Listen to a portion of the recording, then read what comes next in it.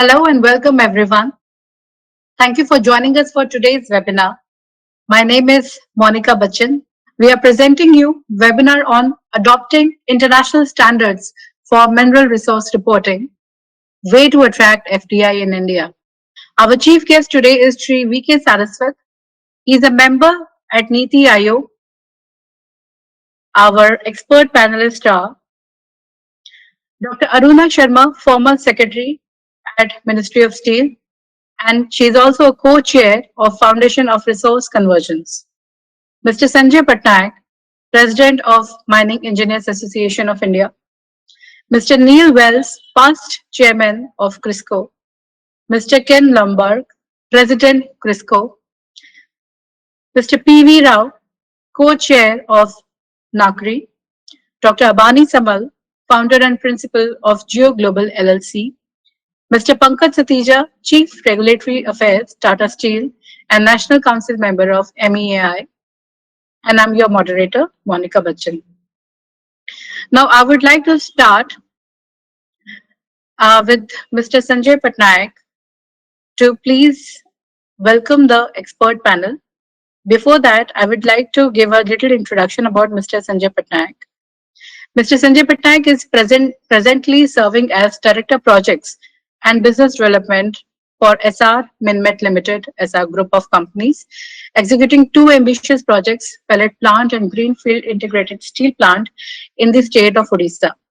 Mr. Patnaik has served a long career at Tata Steel and its group companies. Mr. Patnaik served as the Managing Director of Tata Steel Long Products Limited, formerly known as Tata Sponge Iron Limited.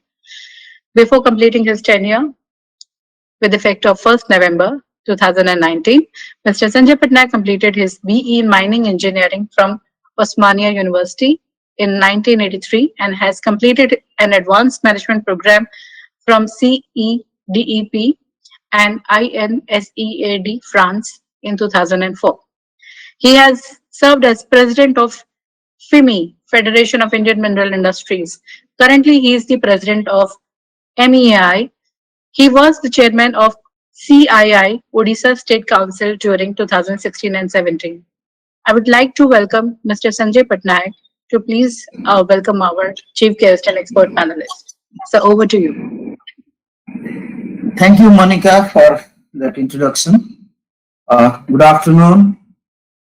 On behalf of the Mining Engineers Association of India and my own behalf, I am delighted to welcome Dr. VK Saraswat. Dr. Saraswat's presence today as the chief guest has actually encouraged all our participants. And we are thankful to you, sir, that at a very short notice you accepted the invitation and you are here with us. The participants who have joined from across India as well as abroad would look forward to hear your views on this very important subject, and which we believe is in the best interest of the Indian mining sector. Going forward, this will serve India greatly and all. So welcome, sir, once again.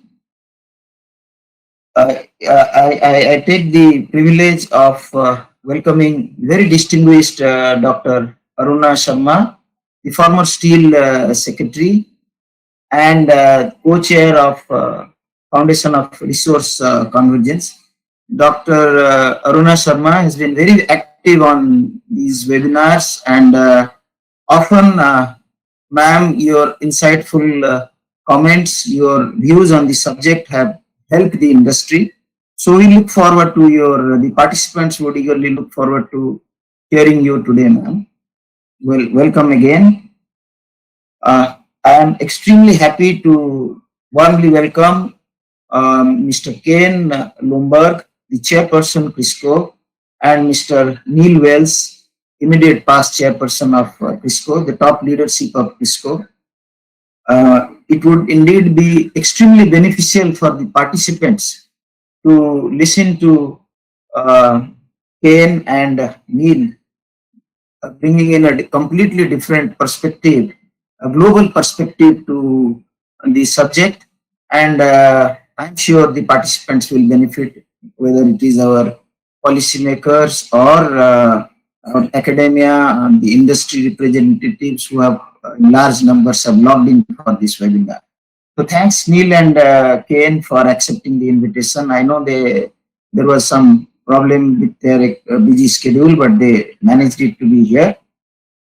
My colleagues, Dr. P.V. Rao, Dr. Abani Samal, Mr. Pankaj Satija, who are in the National Council of MEI, Mining Engineers Association of India, and who are subject matter experts.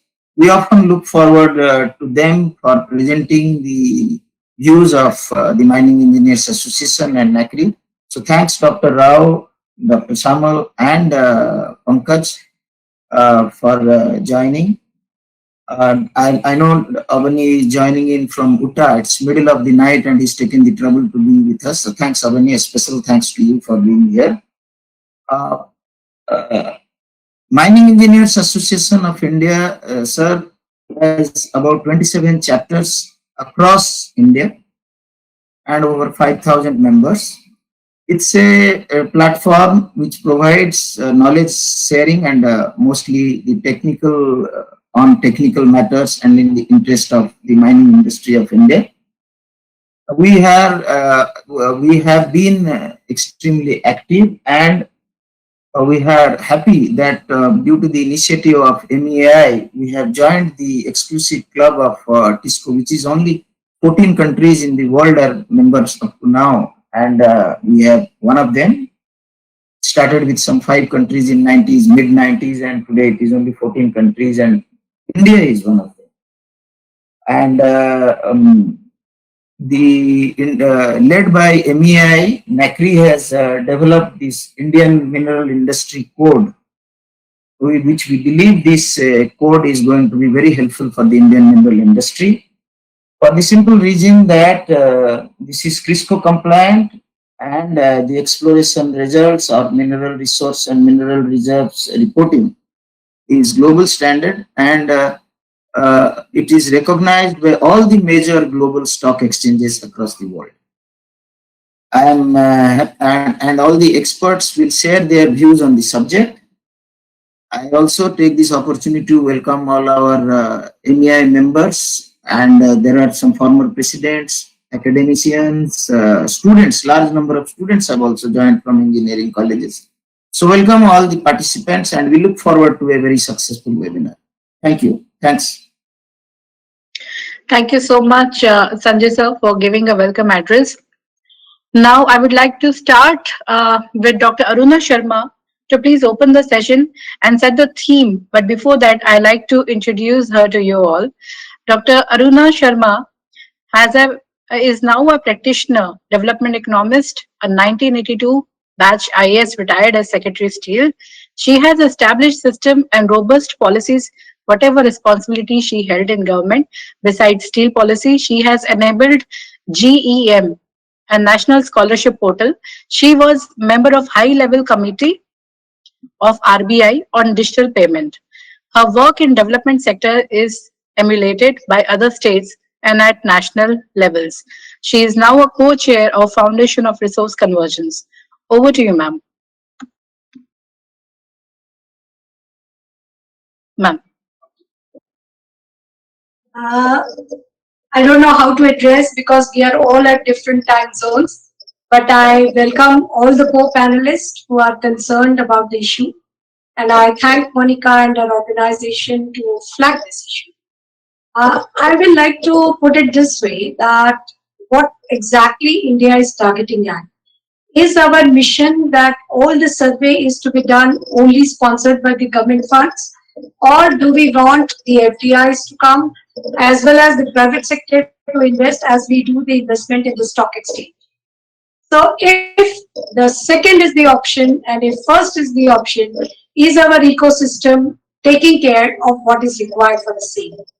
If government only sponsored is there, then whatever coding and whatever standards we are adopting today by Geological Survey of India or others is good enough. But if our option is second, that is the FDIs, and we want the private sector to put their money into it, then there is a need to introspect and see that how quickly we are able to understand the internationally accepted standards, which is GRIDSCO, Committee for Mineral Reserves International Reporting Standards. 54 countries have adopted the same. So it is something which is across the globe and adopted. And there are different ways in which different countries have adopted. Canada is one which has come with the legislation. But in other countries, if you look at it, it is the requirement of the stock exchange. So in India, if we want to generate money through stock exchange, then the ball is in the court of SEBI, who will like to issue with an order that anybody who wants to list the company should have Committee for Mineral Resource International Reporting Standards. And if we want it like an open investment of the FDI, then government will have to harmonize their various rules to sort of open a window and make a mandate to adopt the CRISPR. Now, these are the options which are available with us, and the whole question is how quickly we are going ahead with it.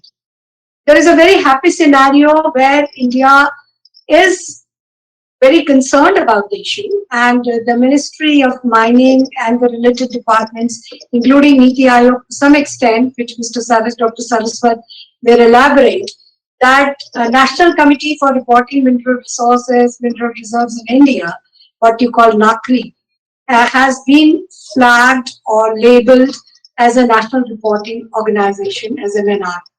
And similarly, the MEAI as the professional organization.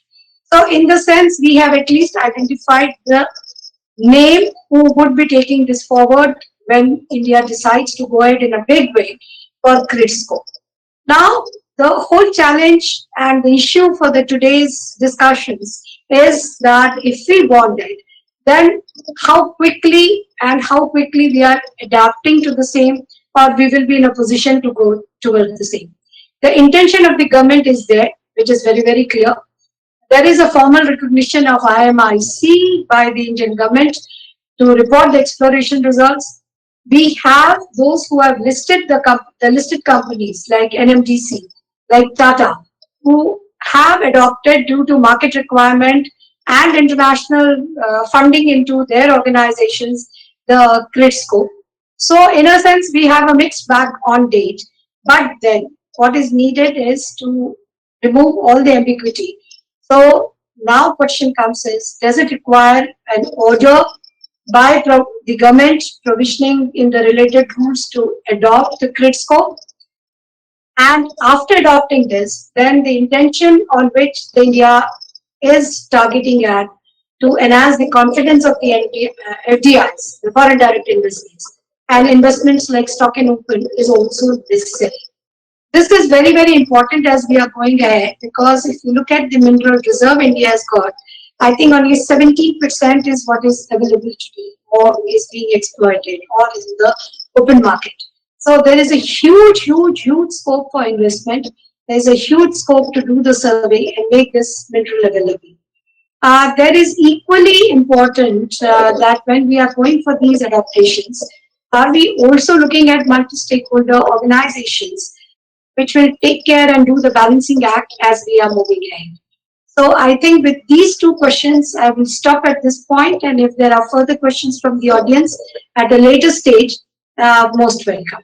Thank you, Monica. Thank you so much, ma'am, for setting the theme and raising questions. I will now start with our panelists. We have first Mr. Neil Wells, is a past chairman of CRISCO. A little introduction about him. Mr. Neil Wells is the immediate past chairperson of CRISCO and a member of Pan-European Reserves and Resource Reporting Committee, a national reporting organization for Europe. Neil completed his bachelor degree in mining geology at the Royal School of Mines, Imperial College, London, and holds a master's degree in mineral industry operations, design and management from the Department of Mining and Mineral Engineering at the University of Leeds, UK. He is a fellow of Geological Society of London, a fellow of the Institute of Material, Minerals and Mining, and a fellow of Institute of Quarrying. He is registered as a chartered geologist and a chartered engineer in the UK and is registered with the European Federation at Geologist at a European Geologist. He is currently the head of land and minerals for the Aggregates Competence Center with Heidelberg Cement. Mr. Neil, I welcome you and it's over to you. I request you to please unmute your mic. Thank you, Monica. If you can just let me share my screen, then I can put the presentation up. Thank you. Okay. Which screen is everyone seeing? Is that the correct screen? It's visible to us. You can put it on slideshow mode. Yes. Okay. Let's try that. Thank you. Yeah, it's visible. Okay. Thank you for the introduction, and thank you to Dr. Sharma for setting the scene on the discussions. We thought it might be helpful as an introduction to this webinar to just discuss some of the development history and requirements for the reporting standards that are all aligned under the CRISCO banner. So I'll give you a little bit of history to start, and then we'll consider some of the features of CRISCO style reporting, how that's come about, and what its principal purpose is for. So CRISCO standards, necessary for a variety of reasons. We're looking at the mining industry as an international business, and it has importance both for national and global economies. Shares in and investments in the mining industry probably contribute to a lot of banks' holdings, pension companies, and individual wealth. But obviously, the mining industry, its assets are depleting. As we remove materials from the ground, the value of those assets is affected. But also our knowledge of those assets is imperfect before we extract them. If you're manufacturing tires or buttons, you could go into a warehouse and you could count the number of objects that you had and therefore come up with an exact measure. But when we're talking about geological occurrences and mineral deposits, we don't have that luxury. We can't understand with perfect knowledge what is available. So it's very important that there is a means of clearly communicating risks. That might be in a project, it might be at a mine site, so that the investors and other stakeholders understand well what it is that they're investing in. And in that way, we maintain and keep the trust and confidence of the investors and maintain trust and confidence in financial markets. This topic has been around for quite some time. Most of you will probably be aware of the Bre-X financial scandal in 1997.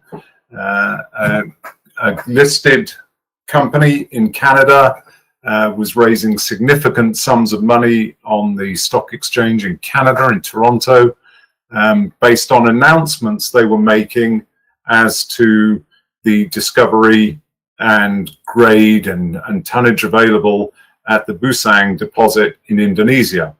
And their share price rocketed from a few cents per share to, at its peak, over $280 or something in Canadian dollars. And then when the fraud was finally exposed, that share price collapsed back to, again, 6 cents or so on the share. So clearly investors lost absolutely everything. If they bought in that rising market and then were forced to sell or chose to sell, they lost all of their investments. But this goes back even earlier to late 1960s and early 1970s in Australia. The Poseidon nickel boom, as it's known, or nickel bubble, where investors were piling everything they had into nickel shares in Australian markets. And there, the share price rose from 80 cents a ton to over $280, in the space of 5 or 6 months. And again, falling back to very low values very soon after that. So investments in both of these companies were based on announcements that were being made to the public, to the investment community, regarding grade, tonnage, and availability of minerals in the deposits. And this really is what has kick-started the Crisco style reporting. Following the Poseidon nickel boom and bust, JORC was established way back in the early 70s to address this issue. How to improve reporting, how to improve consistency in use of terms and approach. And then shortly before the Bre-X scandal in the mid-1990s, Crisco was established under an earlier name to extend the work of JORC and to see if we could develop a truly international approach to this. And it of course, just a few short years later with the Bre-X scandal, then brought everything into sharper focus and accelerated that work. So Crisco was created with the main aim of promoting international best practices in reporting of exploration results, mineral resources, mineral reserves. And to do this, Crisco has developed what it calls its international reporting template. And this document provides the framework for minimum standards of public reporting. Its primary goal is to deal with public reports. So anything that is made available for the purpose of informing investors or potential investors and advisors. And this includes any form of public announcement that a company may make. So could be annual or quarterly reports, any press releases, information memoranda, publishing and discussing results in technical papers, in conferences and webinars such as this, any website postings, any public presentation. Really, it's any announcement that somebody could pick up on, and then that would influence their investment decision. And the reporting is based on 3 core principles: transparency of information, the materiality, so only providing information that is material to that decision, but also making clear where the gaps lie in that information. And it's all based on the work of a competent person. So somebody who has the qualifications and experience to report reliably on these topics. It was mentioned there are 14 members of Crisco. That is growing all the time. We have India is our latest member. We welcomed India into membership late last year, and of course all the planning for celebrations and ceremonies for that were put on hold by COVID-19. But we fully expect our growth to continue, and we have a number of countries well advanced in discussions and preparation for membership. But the important thing to recognize in this is that each of these members are self-regulating national bodies. Crisco doesn't manage the affairs of India or any of its other members. We provide the umbrella organization to which all these national bodies are members. And each national body maintains its own identity in Crisco and each is represented equally in the CRISCO structure. So on the committee, each of these members is entitled to send two representatives who serve as equal members on the committee.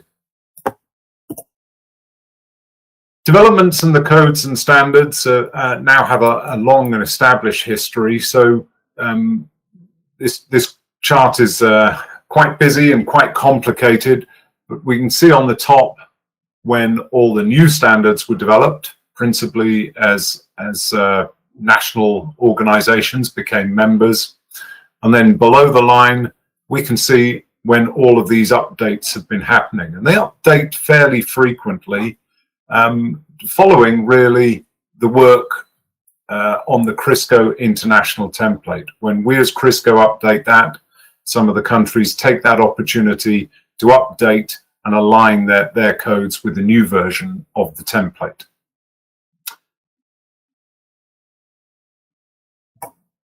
So the template is there to deliver really four main themes: to provide a common approach for all national organizations when they're preparing their own local or national standards and codes.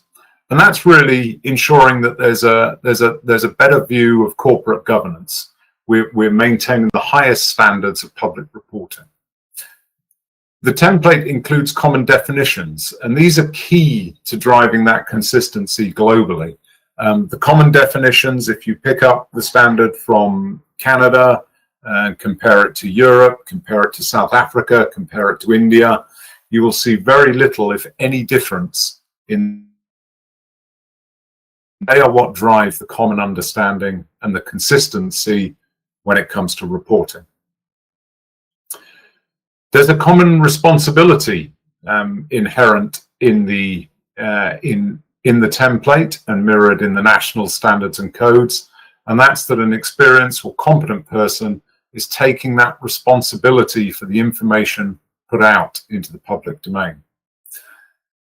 And through the template, globally, we have common standards. Although there are local differences in each of the standards and codes, what they do ensure is that they're incorporating best practices from around the world as they're developed, and they give us the opportunity to include new topics and emerging topics. And one of those areas right now with CRISCO is a stronger focus on environment, social governance.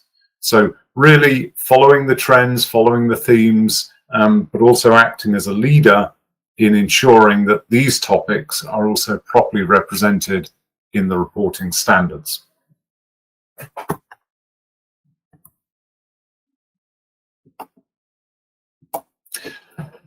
So the template includes, if you pick up the template, you will see that it includes a number of standard terms and definitions.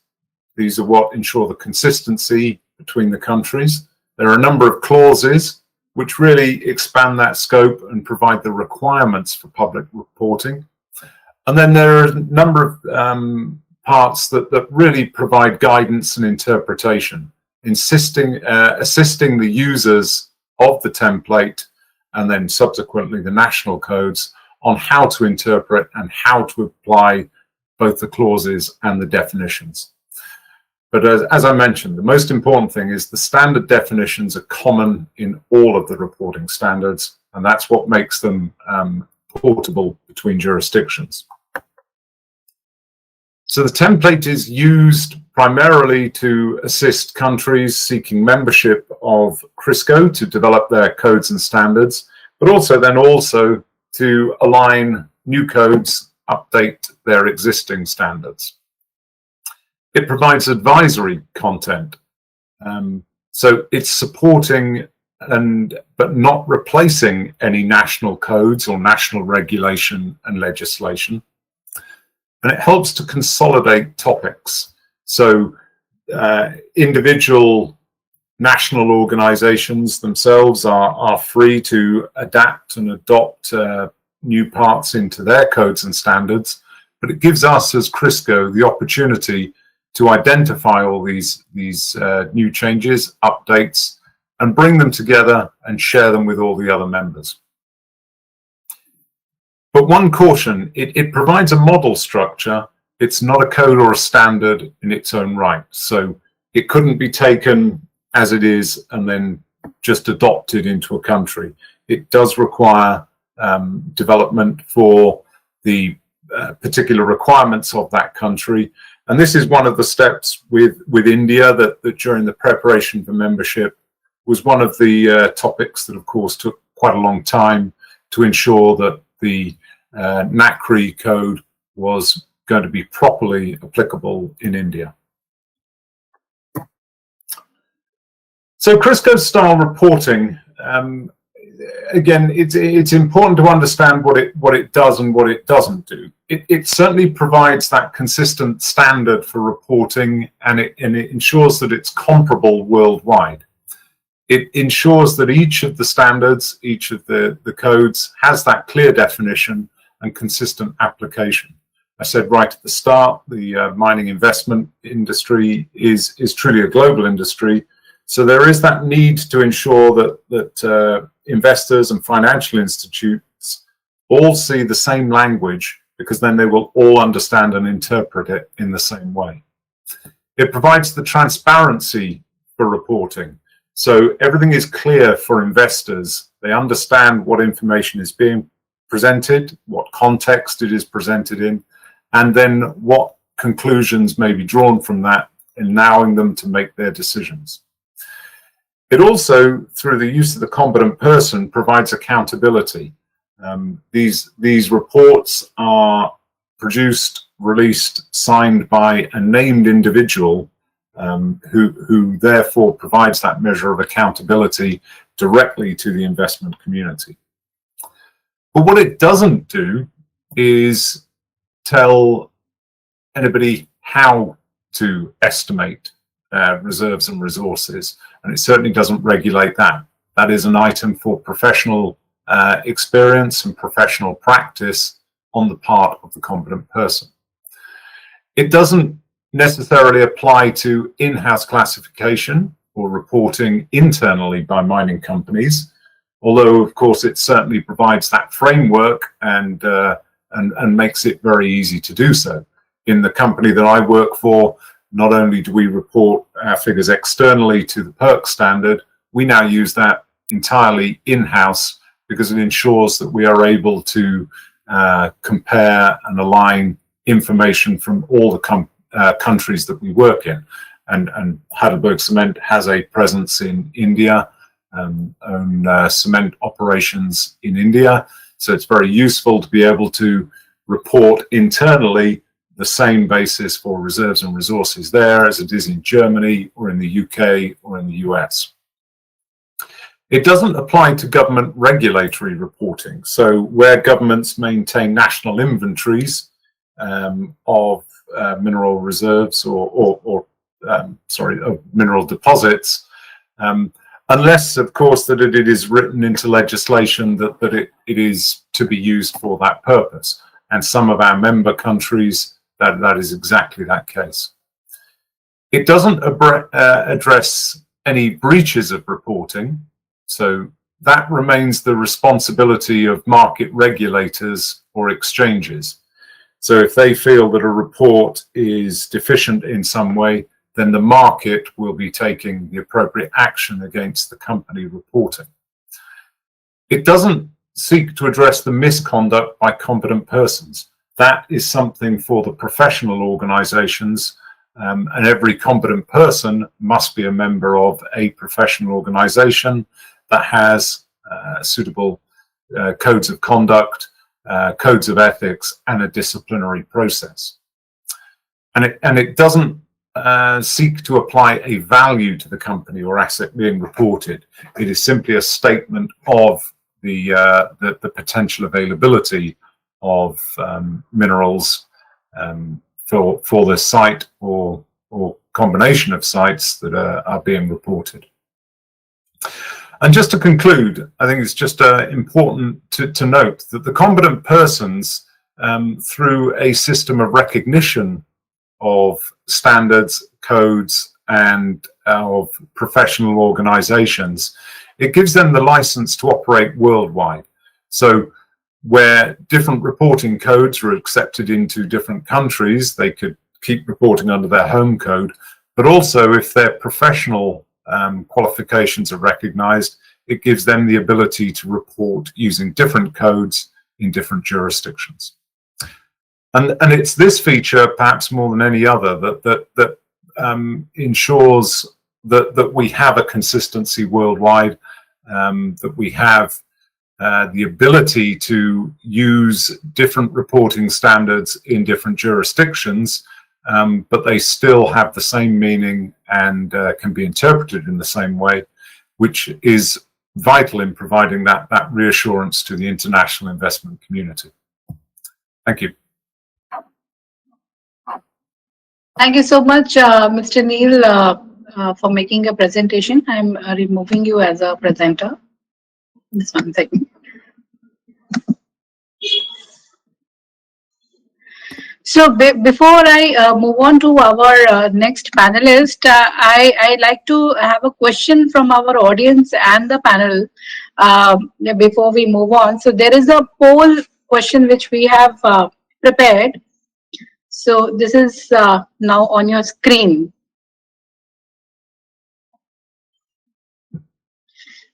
Is Indian mineral ecosystem geared up for adopting such standards?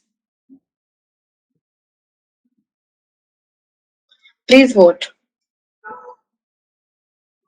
Is Indian mineral ecosystem geared up for adopting such standards?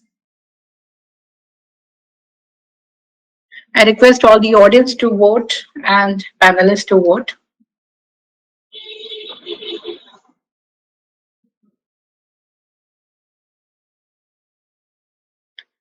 Is Indian mineral ecosystem geared up for adopting such standards? Yes, no, can't say.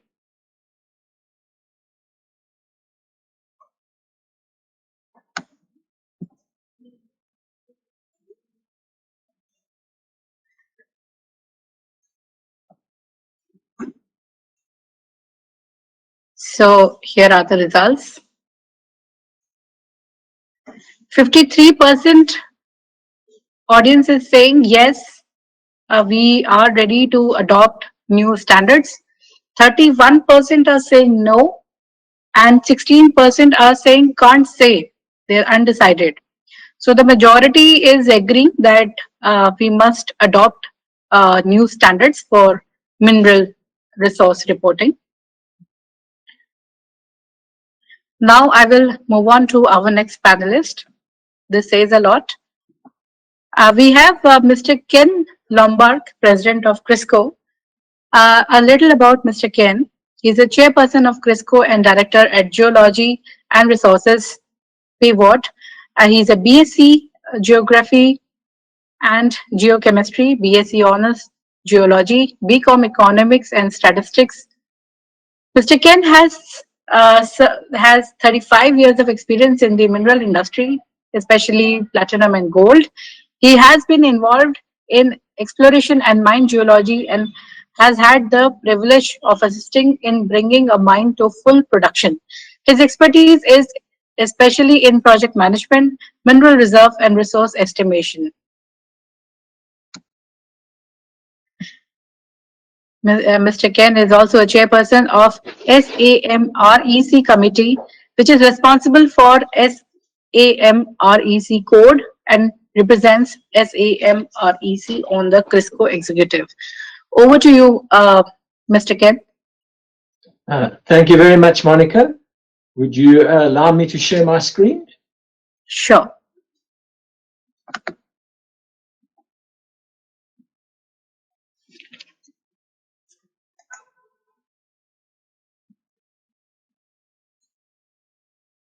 I'm not seeing. Are you seeing my screen? I am able to see your screen. You need to click on your presentation. You need to keep it open. Is it up and running? Can you see my presentation? I can't see your presentation. You need to open your presentation. It is open? No, it's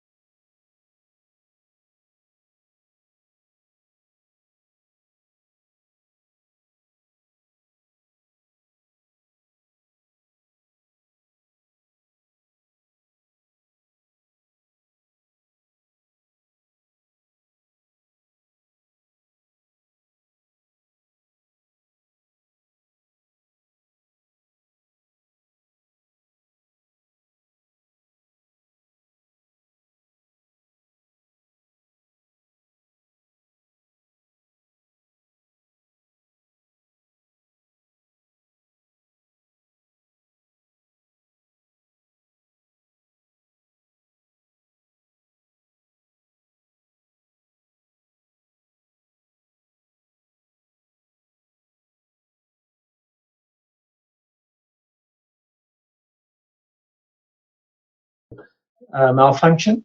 But I'm hopefully going to build on what Neil has spoken about and the importance of Crisco in the terms of the relationship it has with the markets. Now, this is the same slide that Neil presented, and it's good to emphasize the important aspects once again. We deal with local or national and global economies. We're dealing with assets that are depleting, so we do not know enough about them at the beginning.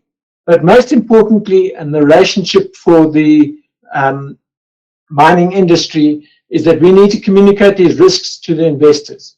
Investors need to understand what the risks are. They need to understand where they're putting their money, and we need to make sure that they're confident.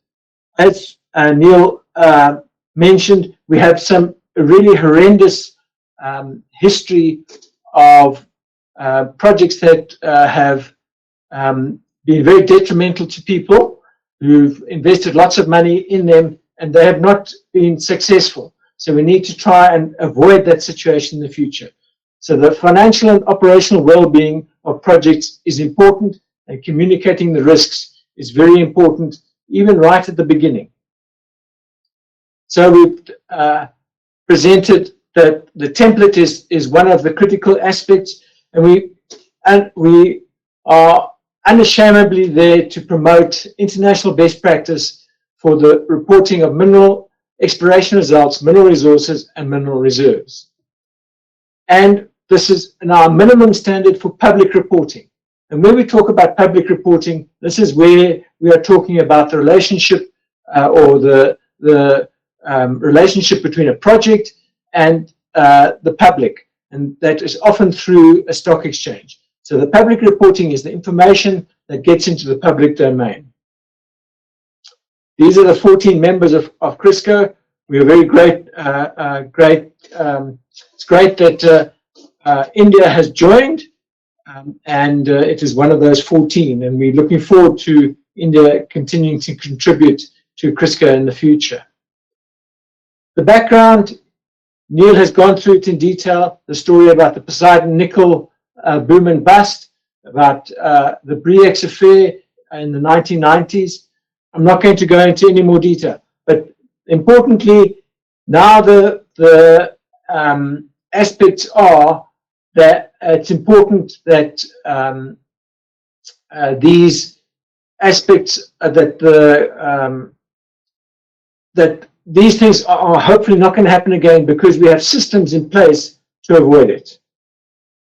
So public reporting. So this is what goes out into the public domain. The important aspects here are it is signed off because of the way Crisco is put together. It's signed off by a professional, a competent person who takes responsibility for the information. It's based on reasonable assumptions which can be clearly explained.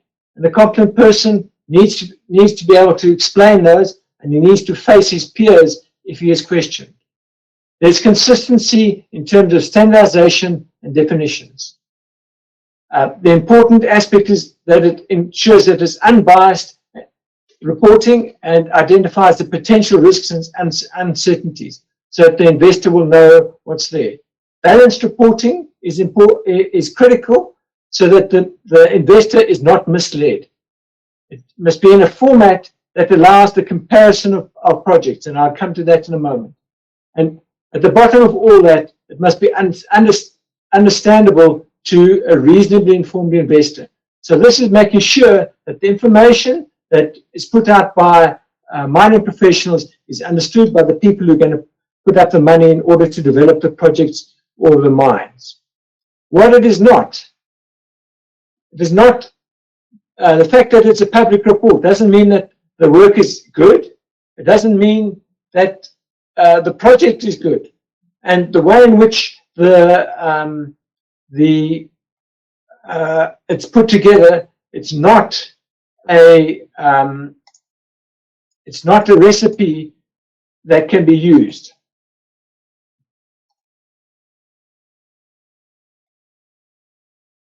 But the importance of the codes, once again, we've got depleting assets, so we know the least about it at the beginning. And as we progress, we get to know more and more about it.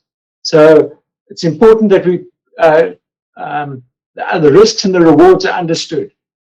When a mine is being developed or a project is being developed, we need substantial capital, we need the right sort of technical expertise, we need to have a long-term outlook, and we need to understand how the risks are carried forward.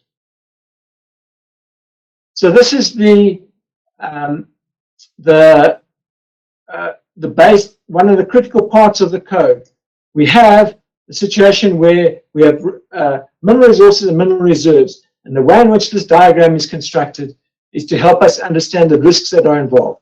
On the left-hand side, we have mineral resources, which go from inferred to measured, which is decreasing risk, increasing information, increasing understanding.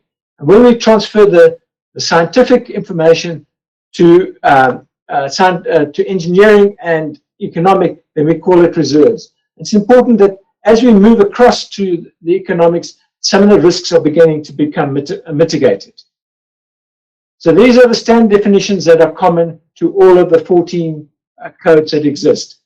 Importantly, this allows the investor to understand the level of risk of each project and be able to compare projects that are not in the same jurisdiction and have many different aspects. So in the middle of this is the competent person. The competent person takes the code and applies the code to the information available and then allows it to be reported publicly. Without the competent person, the codes would not work at all. And as we've said, the competent person takes responsibility for what they put out into the public domain, and this makes sure that there's some accountability. So the benefit is that we promote best practice. There's this common language. When we say measured resource in one jurisdiction or in one project, we say measured in another project, it has the same understanding. So the concepts are common. Therefore, we can be comparative. We can compare transactions, we can compare projects, we can compare mines.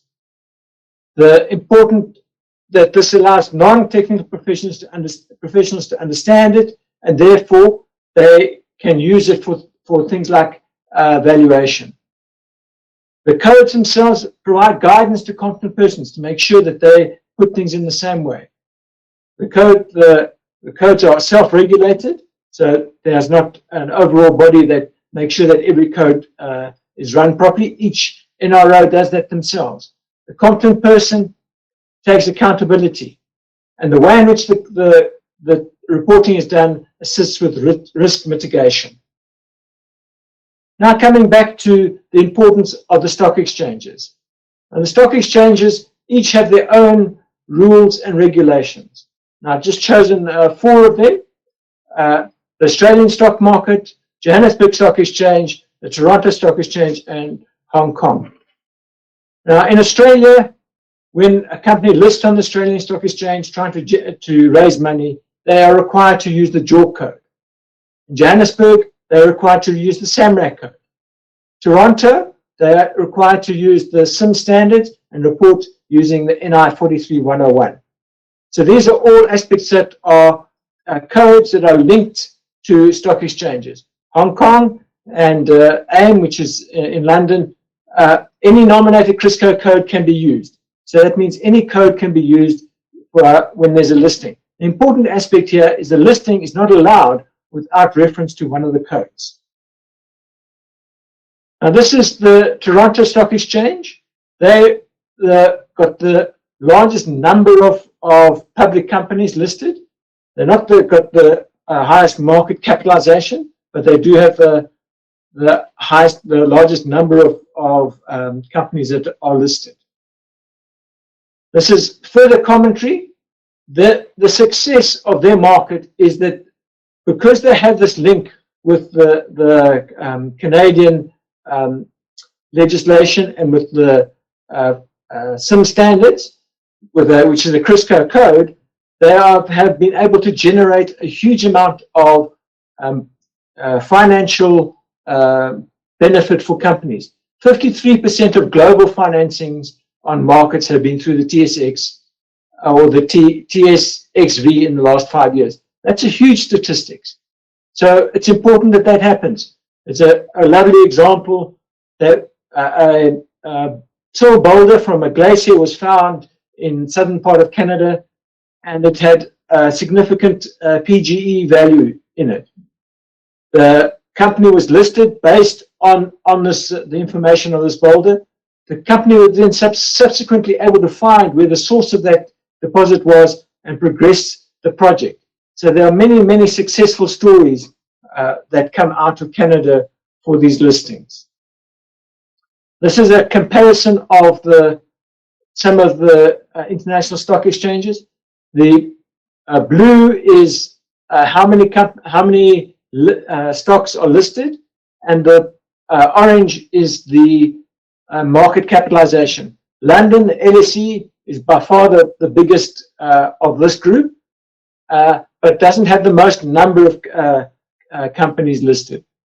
Toronto, the TSX, has the TSX and the TSXV have the most number of listed companies, but they don't have the highest capitalization. But it's important, they wouldn't be where they are if they weren't using the standards that are required in the CRISCO standards that are applied in Canada.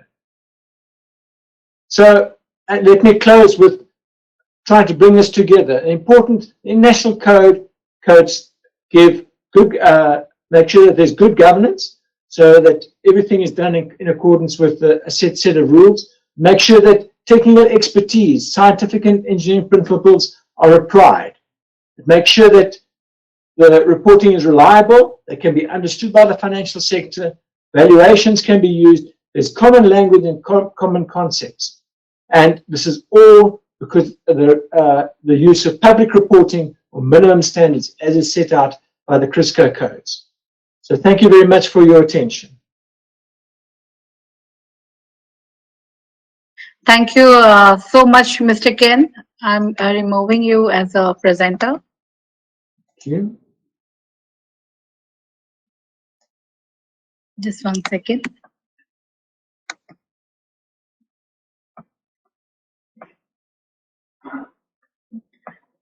Thank you so much, Mr. Ken.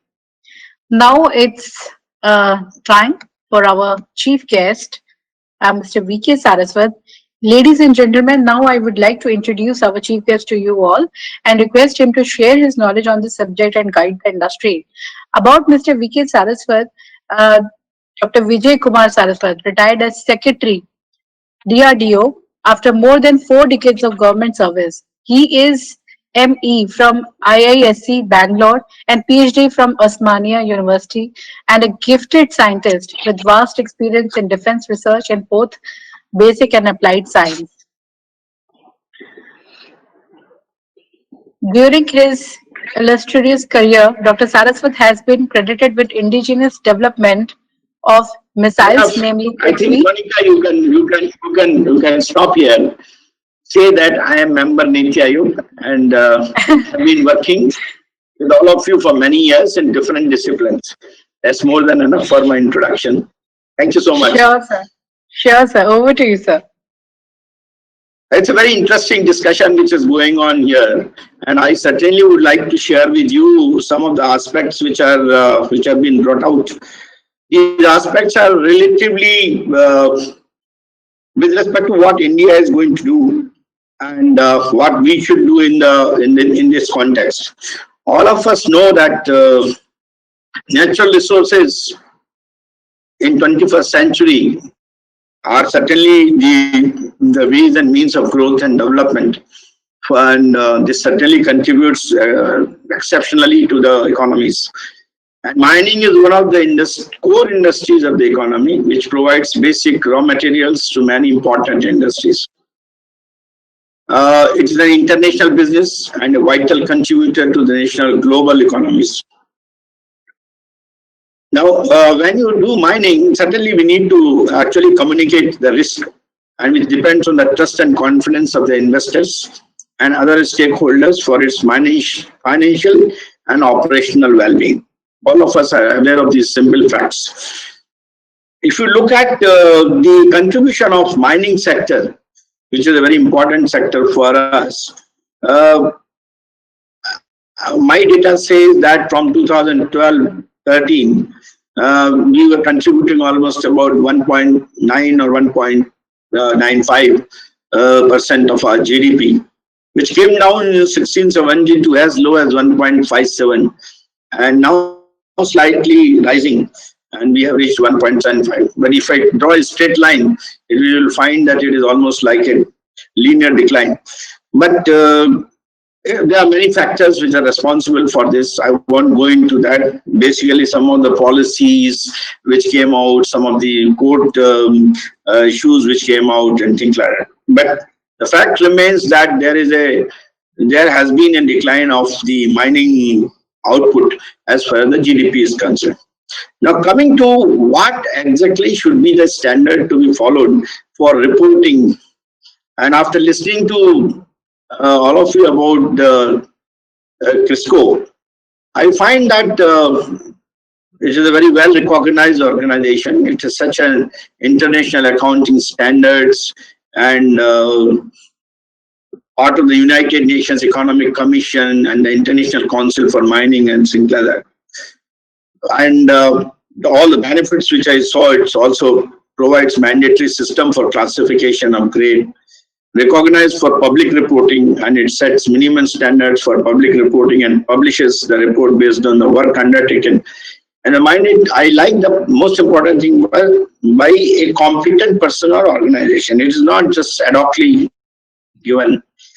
It certainly gives us public reports are prepared under the supervision of a competent person who takes personal responsibility, brings out the clear distinction between resources and the reserves, excludes uneconomic and undiscovered materials, and disclose standards, quantity, quality, and categorization mineral assets on the basis of data, models, and the criteria. In the Indian context, what we have been doing, whether the CRISCO is how it can be adopted or what we are doing. The Mining Engineers Association of India constituted a national committee for reporting, as was brought out, the mineral resources NACRI in 2015. 5-year-long efforts certified with the CRISCO recognized in the NACRI as a national reporting organization with effect from August 2019. And now CRISCO also approved the Indian Mineral Industry Code for reporting exploration results, mineral resources, and reserves developed by NACRI as a reporting standard for India. If you go by these positives, the present reporting system of the mineral resources in India is using the UN framework classification. And the UN framework classification in which government, intergovernmental or NGO reporting of mineral resources and estimates and forecasts with the objective as reliable mineral inventory to underpin minerals policies available to exploration and mining companies to attract inward investment and exploration activity. So what we have to see whether this particular platform which we have followed so far, has it really improved or it has brought in the required amount of investment in this particular sector? Has the participation of the private sector increased? Is the information available to the public is good enough to take the risks which are involved in doing the mining operations? If you take stock of all this, certainly there have been some question marks on this aspect. And I think Dr. Sharma will be in a position, Aruna Sharma will be in a position to give a better picture on that. But my personal feeling is that there has been always an issue whether the information is available, adequate or not adequate, reliable or unreliable, and things like that. So the proposed mineral reporting using CRISCO, where the disclosure of companies, it is done for companies which are quoted on the stock exchanges, with the objective to give reliable, transparent information for investors and potential investors. And that actually gives us a very clear thing. What is the difference between CRISCO and the UNFC? I think earlier speakers have been able to bring out some of these differences. If you look at CRISCO, it is for public reporting, whereas the UNFC not acceptable for public reporting. In CRISCO, we have mandatory system for classification. In the case of UNFC, it is a voluntary system of classification with a choice of 48 categories. There are no rules imposed on disclosure of categories or resources. Whereas CRISCO is about giving public reports to be based on work undertaken by a competent person. Here, the evaluated definition in the case of UNFC is vague and is left to adopting country.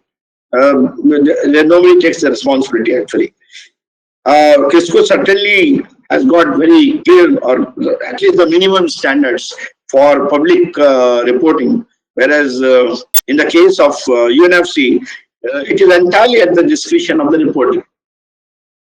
The mapping of mineral reserves and resources for UNFC is allowed, and here also it is mapping of classes to be are not allowed in the case of CRISCO is not directly applied here. And in CRISCO, we are not allowed to report any discovered uneconomic or unrecoverable or undiscovered categories. Whereas in the case of UNFC, you have the freedom for declaring all categories, including undiscovered, are considered for reporting. So you can see the distinct, certain amount of unaccountability is there as far as the UNFC is concerned. And there is a vagueness, and there could be a doubt as far as the data which is being presented. And that becomes a major issue. And that's why Government of India also started looking at.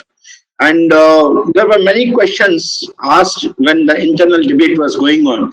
If India adopts CRISCO standards, will it make the mineral resources of the country more reliable for the investors worldwide, and will it attract investment? So answer to this, what we have given is yes. If we do that, it certainly will help the more investments to come, better investment, and people will be able to take more research. We also said that the national mineral inventory can be recorded separately. That need not be part of this. Then recognition and confidence of mineral resources and reserves, and it will encourage detailed scientific exploration to improve reliability. If India adopts this, it will improve potential for more Indian junior mining companies to form and contribute to the GDP. It will also add to the faster growth of the industry. These are some of the points which were brought out by us at that point in time. So what is the present status as far as Government of India is concerned? In the case of Government of India, in order to ensure that the results of the exploration are accurate and conform to globally accepted standards, Government of India is considering the inclusion of the globally accepted classification standards like CRISCO, GORC, etc., along with the UNFC classification. That means you want to create a framework which has probably the good points of all of them, and that will certainly give us better opportunities for getting FDIs, better investments, better private sector investment, and improved economy in terms of the contribution to GDP. That's the whole idea. So this framework is presently being worked out, and with the objective that it should result in overall growth of the mining sector. It should also increase in mineral exploration and thus less import dependence and more private participation, high share of mining in India's GDP. This is what is being thought of. So Government of India is proposing a new set of rules which will provide the following advantages to the central government notified agencies. It will give selection of blocks, conducting preliminary exploration, preparing the memorandum containing all information, and sharing the information data with the state governments. That is what the purpose of this particular thing is going to be there.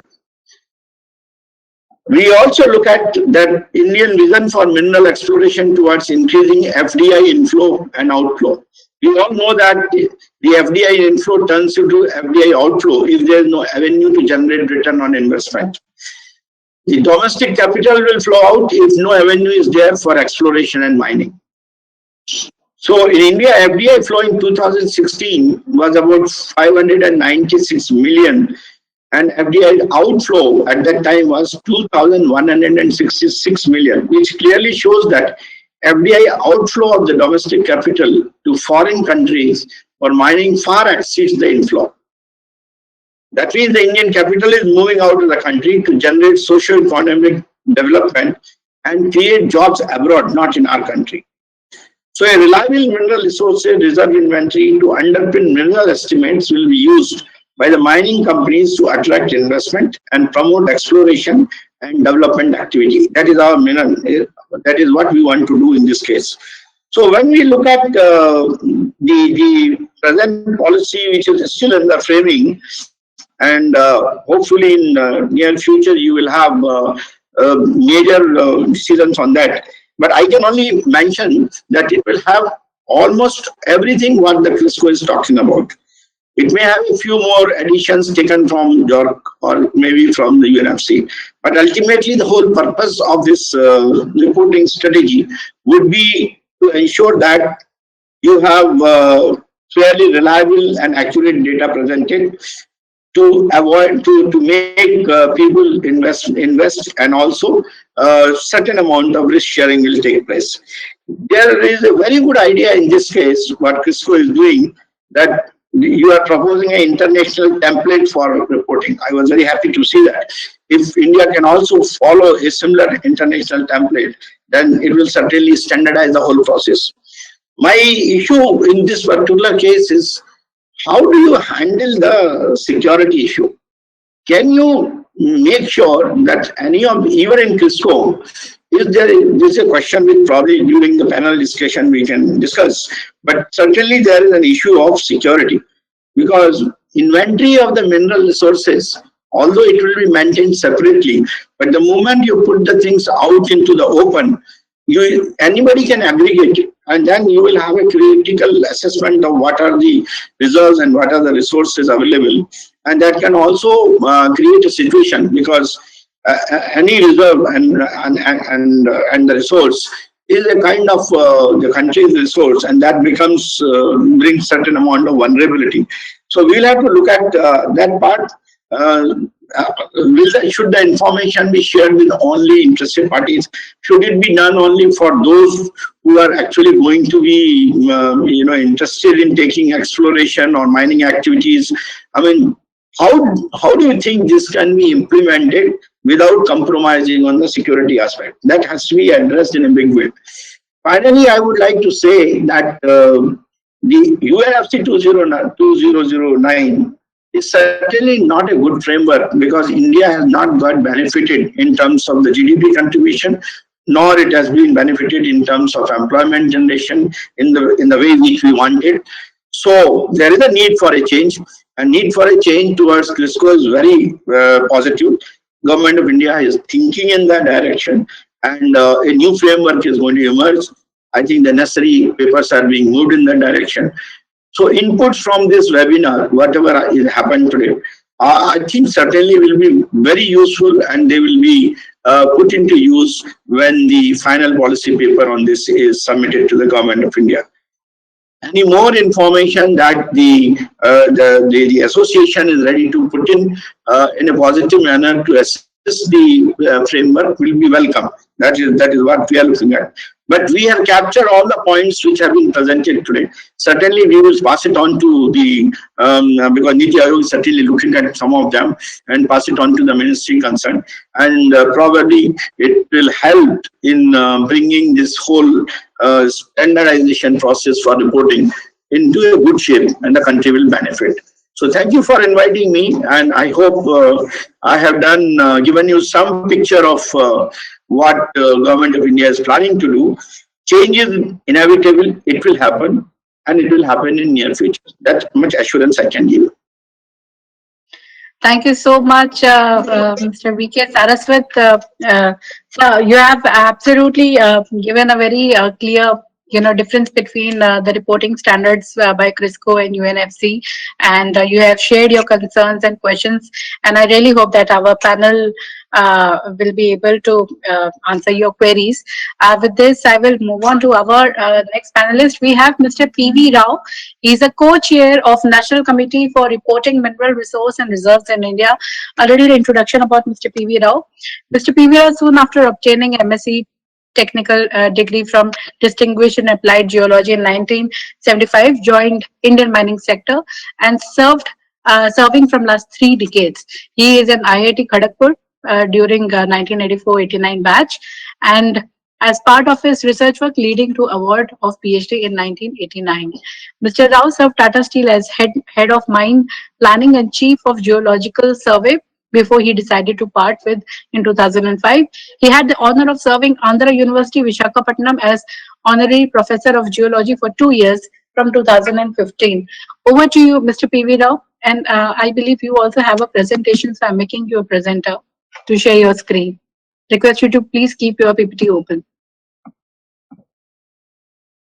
Sir.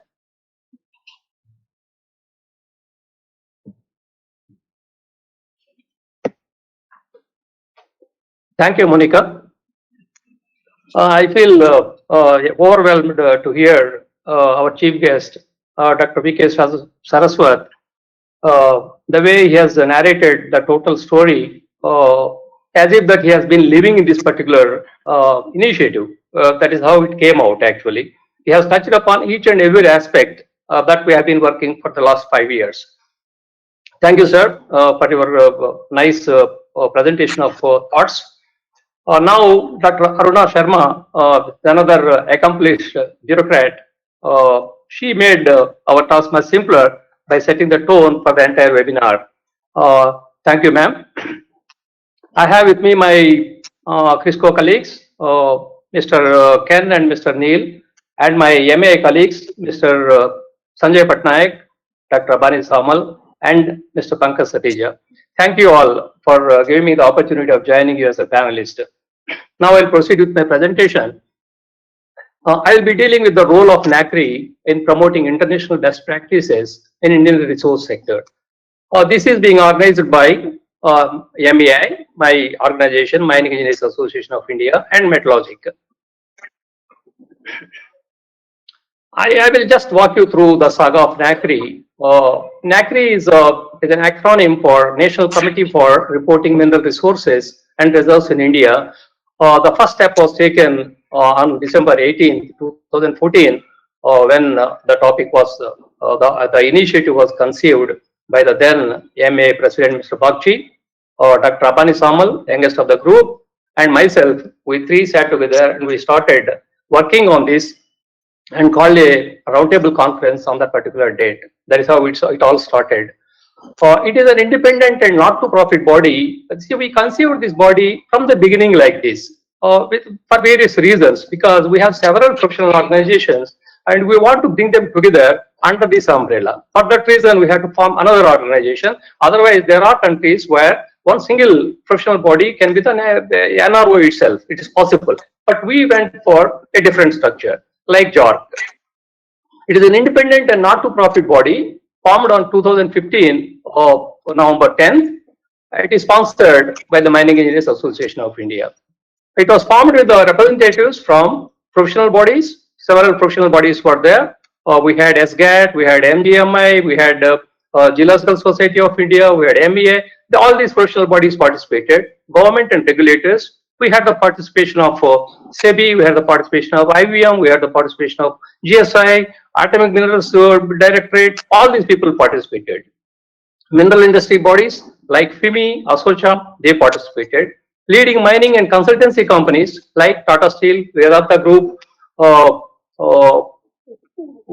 NMDC, and many big companies, they were part of this, and academia from IIT Kharagpur, and independent domain experts. The strength of this particular NACRI is the independent domain experts, because they don't have any personal interest left with the company or anything like that. They are experts, but their advice is available freely and with no bias. It is guided by a NACRI charter approved by the Crisco. This charter has been prepared and it was discussed at length with Crisco before it got approved. See, what is the structure of NACRI? I will talk about NACRI only in my presentation. That is my domain, and I want to present that.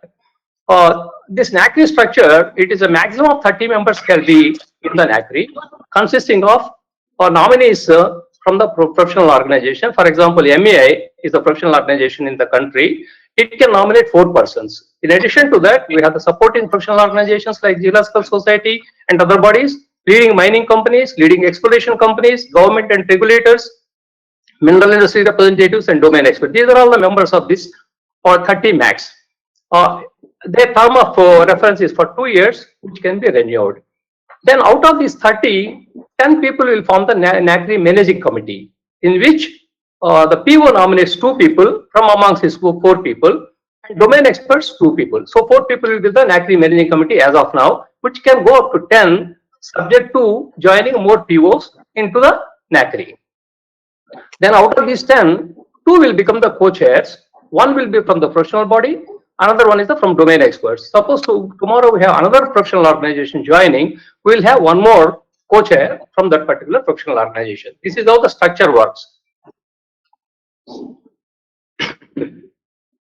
So now we heard about CRISCO, we heard of MEI, now we are hearing about NACRI. What is the relationship actually? How they function?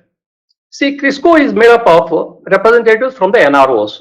So like from India, we have 2 representatives on CRISCO. Similarly, there are another 13 countries that are participating in CRISCO. There are 26, including India, 28 representatives are there in CRISCO. That is the body of CRISCO as of now. As it increases, every country will nominate 2 more people. It is managed by an executive body with its chairperson, the past chair, deputy chair, secretary, and treasurer. That is the committee that controls this CRISCO. And the major responsibility, it prepares and maintains the template. That is its major responsibility. Also, it approves the NROs, POs, national codes, and code of ethics. In case of India, it approved NACRI as the NRO, MA as a PO, IMIC as the national code, and we have the code of ethics. Then, under this CRISCO, when it approves the NRO, it approved NACRI as the NRO. What is NACRI? NACRI is the National Reporting Organization in India. This is responsible actually for the reporting of this particular thing. This has a direct relation with CRISCO, and mutually they will be working between the NRO and CRISCO. And simultaneously, NACRI also works with the POs. In India, MEA is the professional organization. Under NACRI, it has a charter guided by which it works actually, and it also maintains the code. The code is the Indian Mineral Industry Code. So the code is prepared and maintained by NACRI. That is the responsibility of NACRI, and in turn, it passes on to the professional organization to implement that code. What the professional organization does is, it has the function of registering the competent persons, and also to look after the professional development of the professionals, mainly the members of the MEI as of now. And it has a code of ethics by which it controls the competent persons. And NACRI is involved in engagement with the various stakeholders. In the last 5 years, starting from 2015 of its formation in November, it interacted with all the organizations that are shown here. It started with the MOM actually, but now Niti Aayog also we had interactions recently with Mr. Ahmed, advisor to the Niti Aayog. And we had interaction from the beginning with the MOM, Ministry of Mines, starting from Dr. Balwinder Kumar, who participated in our CRISCO annual general meeting held at Jaipur, on which on the dais he has declared that Indian government is prepared to support this initiative, but they wanted that this code should become ready and get approved by the CRISCO. Now it is ready. We accomplished it in the month of August 2019. We were in touch with Ministry of Coal. We are also in touch with Ordinary Minerals Directorate and SEBI. See, from MOM, MOEC, and AMD, in almost all our seminars and professional development programs, their representatives are directly participating in these things from IBM side or GSI side or any other functions. And we had a meeting with SEBI directly to convince them the importance of this particular code and the need for SEBI to introduce the code for listing of Indian mining and exploration companies. We had a great discussion with them in their office at Mumbai. And what they suggested was that first we get a code approved by CRISCO, then I get a approval from the government of India, then we will introduce. We agreed to it and we came back and we started working. We did not stop our initiative at any point of time, in spite of all the resistance from different quarters, but we continued. Now we got a code.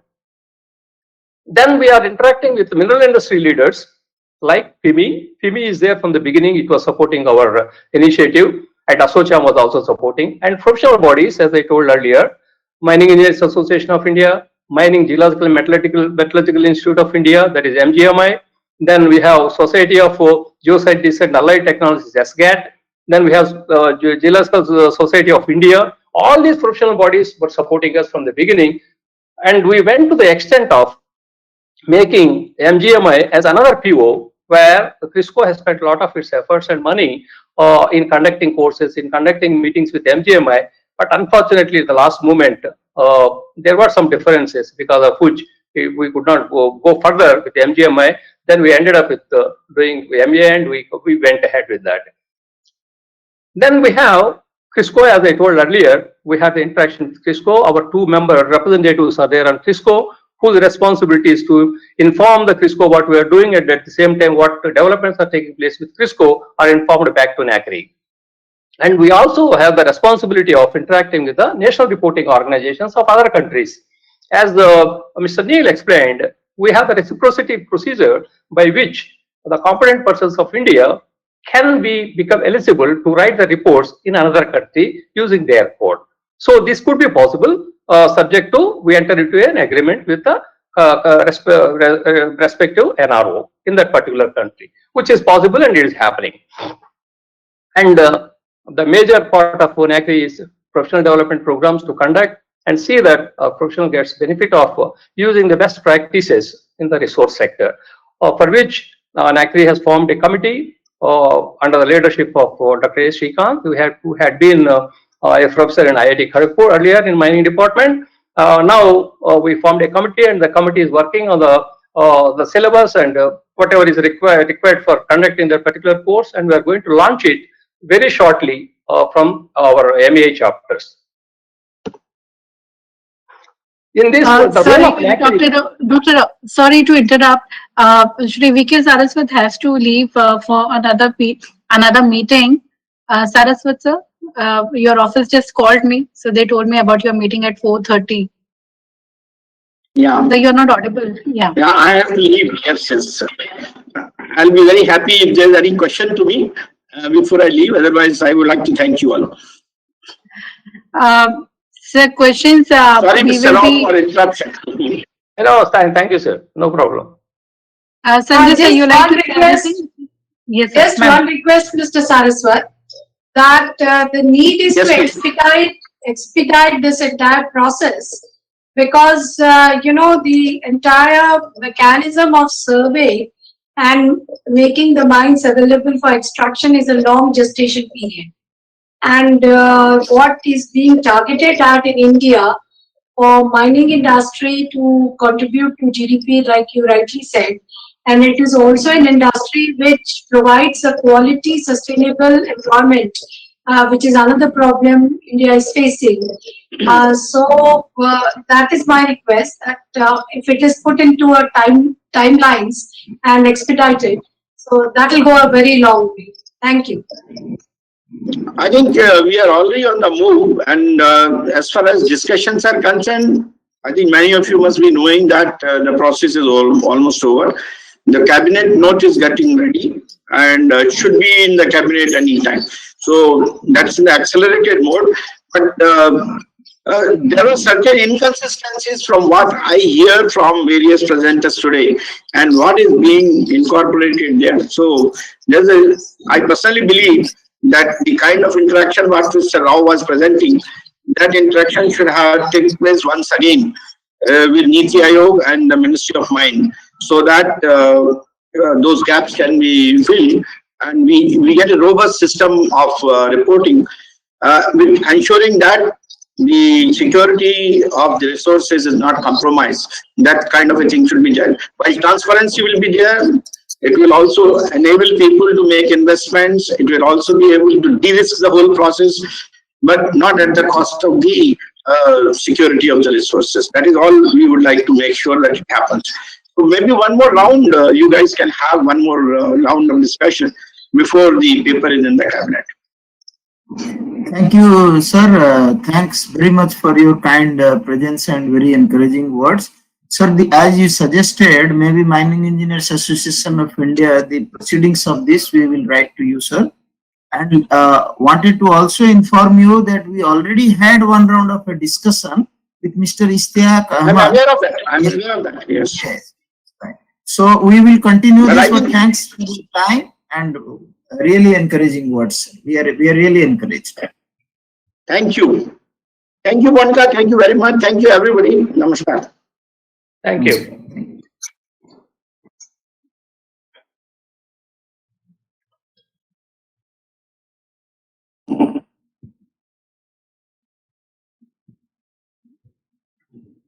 Can I proceed, Monica?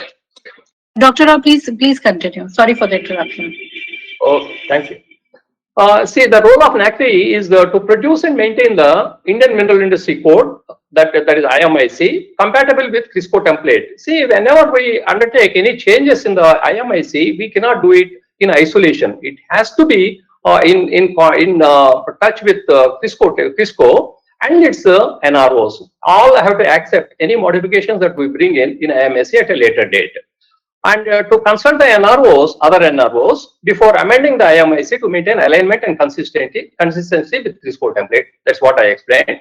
And to include credible self-regulating professional bodies like MEI, as of now MEI is there, which has enforceable code of ethics and discipline to govern the behavior of competent persons as a PO. See, the members have to be the members of MEI first, then they have to satisfy certain qualification and experience, then they have to undergo some professional training, then they can be registered. Once they are registered, it's the responsibility of the MEI to see that they follow ethical code. There is a detailed ethical code provided to each competent person, and they have to follow that. Then this NACRI has to extend support to CRISCO activities, all its activities, by nominating 2 NACRI representatives on CRISCO. We have 2 persons as of now, myself and Mr. Patnaik. We 2 are the representatives of NACRI on CRISCO. This members, this NACRI has the responsibility of paying annual membership fee to CRISCO, varying from, this year we paid $500, earlier it used to be $2,000, it may be varying with times.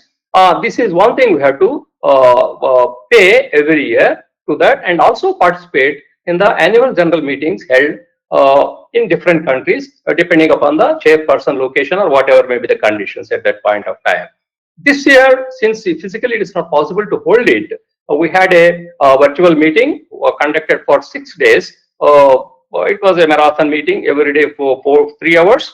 It was conducted by Mr. Ken very successfully. First time we have done it, virtual meeting. And NACRI has to encourage the best practices leading to reliable reserve reports. That is the crux of the total thing, and better serve the interest of the investors. Whether it is a stock exchanges or auction, auction is taken very lightly. Otherwise, is as important as a stock exchange, as good as far as the investors are concerned. Then the role of MEI, what MEI has to do in this particular thing, it has to self-regulate its professional organization, independent body representing the interests of mineral industry professionals. That is the self-regulated body. And its members, it includes mining professionals at different, mining means it can be geoscientists, it can be anybody working for the mineral industry at different levels of membership. MEI is having different membership categories, and their membership requirements are defined along with the qualification and experience. That's the role of MEI as a PO. And it is responsible for promoting continuous professional development, ongoing training, development and maintaining the skills and verify and maintain the CP training records. As and when the training is imported to the CP, those records are to be maintained by the MEA, so that when he comes for the renewal of his certification, then they have to be verified and certified that he has undergone the required training hours. And it has the responsibility of governing the professional behavior of the members, its members, enforceable code of ethics and conduct, disciplinary process for breaches of ethics and conduct that includes a suspension if somebody breaches the ethics or code of conduct. Then the member can be suspended or permanently expelled from the organization. So I wanted to make these suggestions. Anyhow, our chief guest is not there. We need to translate the national mineral policies into effective rules and regulations reflecting their intent. That is very important, which is partly missing. SEBI may have to play a more proactive role in enabling the listing of exploration or mining companies. So as of now, SEBI is not really concentrating on the junior companies that we call them as exploration companies in their listing, because the SEBI requirement says that the company that goes for listing must have a financial setup.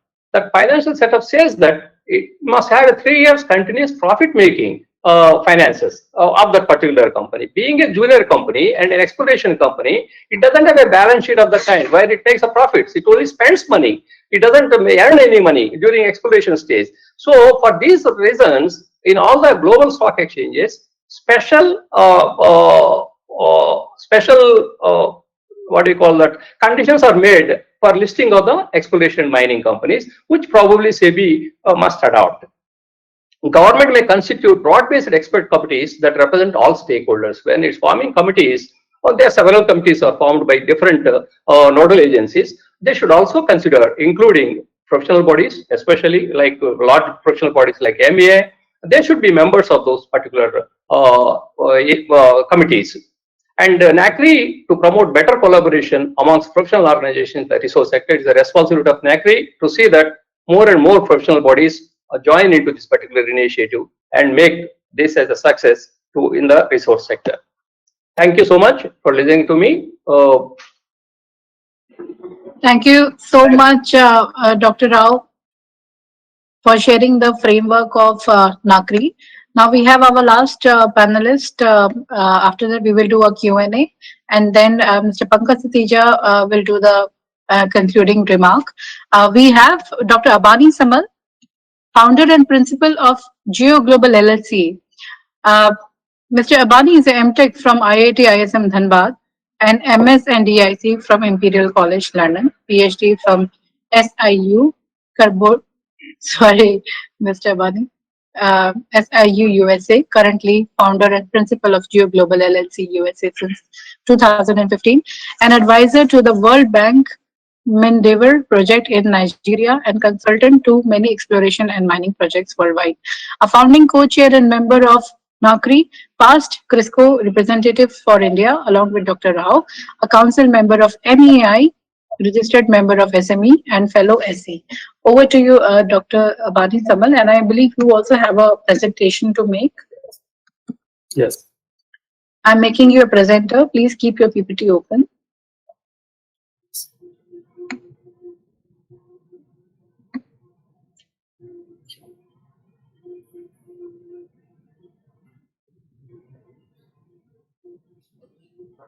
Good afternoon and good morning. Monica, can you hear me? Sir, we can hear you, but I'm not able to see your screen.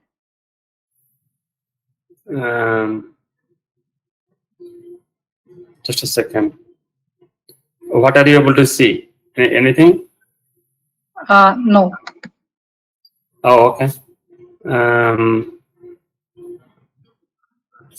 Actually, yeah. Now it's visible to us. Okay. Good afternoon, everyone in India, and good morning to Ken and Neil. Here, this is also very early morning, like 5 o'clock now in US, in the western side.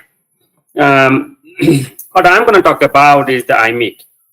This is the full name of this code is called is Indian Mineral Industry Code for reporting mineral resources and reserves in India. I have to remind all the listeners here and the panelists here, this name was really coined by Dr. Harry Parker, who is not with us today. And I remember him very vividly today while making this presentation and preparing for this, and what an inspiration he has been to all of us throughout the journey. I wish he was there with us even today. This is a Made in India code and recognized by the rest of the CRISCO member countries. And this is also for the listeners, this code is available for download from CRISCO's website.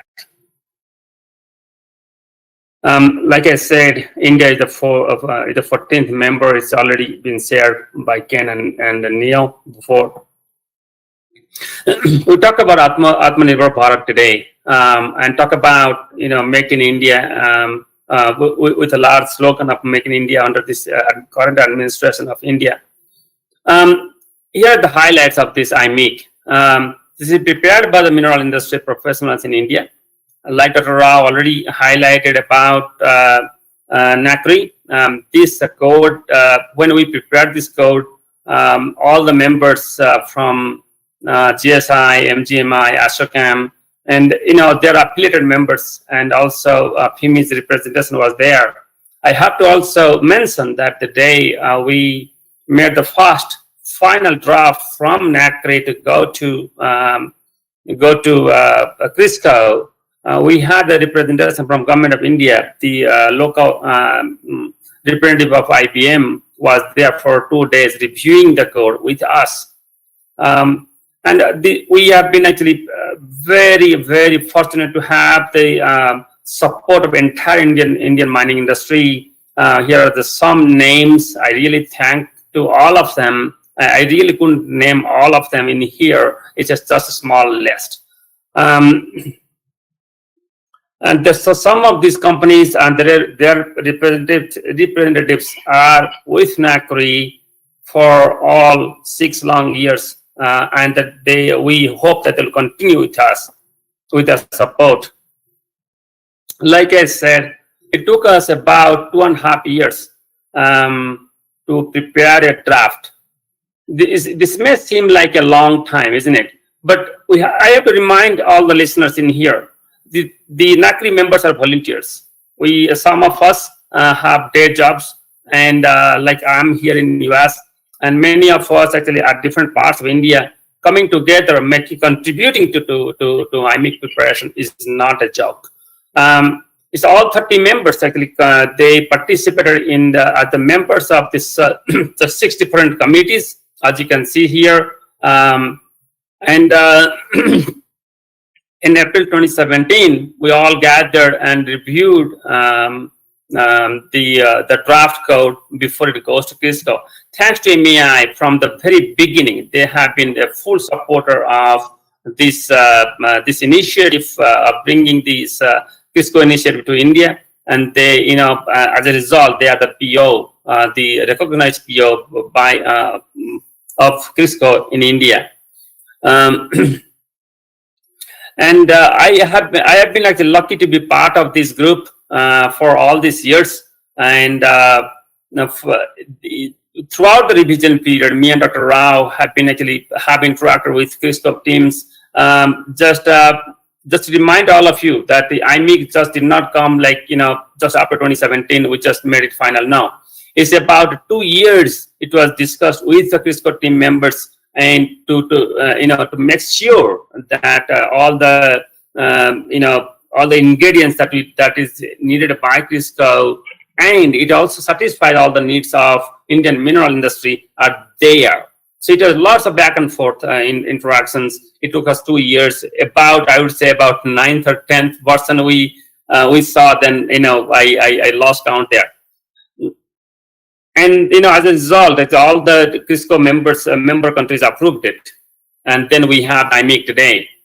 It is as good as any other core that we have in the world, right? I am very much aware that the other cores being used today in India, including JORC, it does have the same governing principles as the Crisco template: transparency, materiality, and competency. I wish the chief guest was here, learn a little more about and interact with us about the IMIC. But it is a code that based on the latest definition of Crisco as of August 1, 2019. IMIC will adopt all the new definitions and guidelines when Crisco template changes.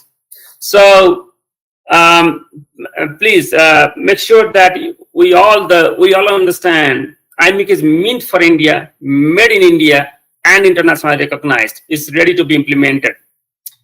It incorporates a competent person system that is as good as, or maybe better than, many other countries. If you look at the qualifications of the competent persons, what we call the registered competent person in India, as per the bylaws of the charter of NACRI, and as it is defined in IMIC also, the RCP, the minimum qualification required to become an RCP is more stringent than many other countries require in their respective countries, respective jurisdictions.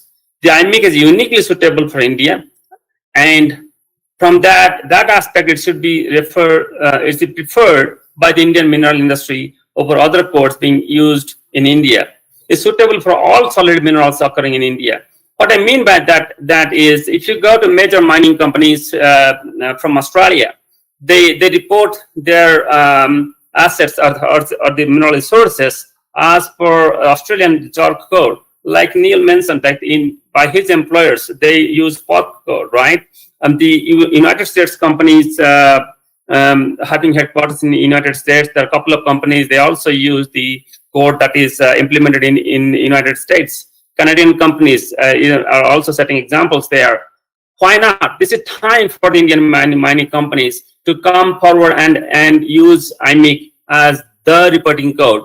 Rest assured, it is internationally recognized and is Crisco approved.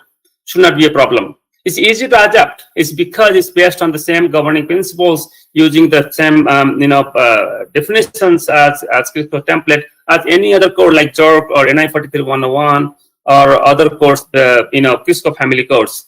So it's easy to adapt. If you have used another code, you can easily switch over to IMIC. If you require training, and NACRI members are there, NACRI is there, and MEI is all the chapters throughout India, they'll be able to help you to get the right training. Like I said, Abadi sir, you have 3 minutes to go. Okay, the minimum professional experience required is 10 years of industry experience, out of which 5 years is relevant experience. That means a geologist reporting for exploration results has to be a geologist, not a metallurgist. With so minimum 10 years and 5 years relevant experience. That is the minimum qualifications for RCP, and RCP has to be a member of the PO. Right now it's MEI. So if you need more information, please let MEI know. They can actually provide you the required guidance. This has already been discussed. I think Dr. Saraswat said the contribution of mining industry to GDP is less than 2%. My data, it looks like a little bit old. It was 2.6%. If you look at this current status, where you want to be, I think, to me, IMIC is the solution. It is the answer. The IMIC uses the same definitions already other presenters mentioned about it. It's different from UNFC code. There is some mapping that exists, but let's not get confused in here. The main the two items of IMIC, it uses the table 1 and table 2. I encourage all the listeners to go and download the IMIC and go through them. It provides the foreign investors a comparable and relatable language and terminology, because we are using the same definitions as prescribed by Crisco in Crisco template. It's easier to assess the opportunities and risks of their investment. How we actually attract the investment opportunities using IMIC It's just one slide in here. The we can actually use the IMIC also in the auctioning process. It can be used to assess access to reliable and complete information, which internally increases the confidence in the data. We can be used for assess the potential risk and the opportunities. Hence, the potential investors have a chance to reduce the risk of their investment as they desire. The success in auctioning process would encourage more investments opportunities over time. The same thing would happen when we want to actually raise funds through the stock exchanges. Further benefits, the implementation of IMIC will enhance the probabilities of attracting FDI and the mineral resources in India. It will speed up the exploration process through participation of more competent players in the field. It will encourage the scientific exploration process and detailed studies required actually for enhancing the confidence on the data and the information that a prospective investor needs. It provides the opportunities for merger and acquisition activities in the mining industry. Also, the growth of the mineral industry may ultimately lead to increasing the contribution to the GDP. That's all. Thank you all. My contact information here. Anyone wants to interact after this presentation? Thank you, Monica. Back to you.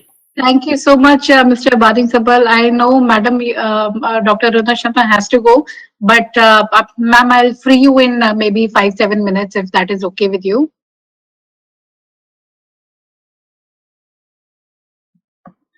So now we are starting the Q&A. And before that, I would like to ask one question from our audience and from our panelists. It's again a poll question, which is on your screen now. So the question is, what do you see as a major hurdle in adopting international standards in India? What do you see as the main hurdle in adopting such standards in India? The options are lack of knowledge. Second, resistance to change. Third option, implementation problems. Or fourth, others. Please vote, audience and panelists. What do you see as a major hurdle in adopting such standards in India?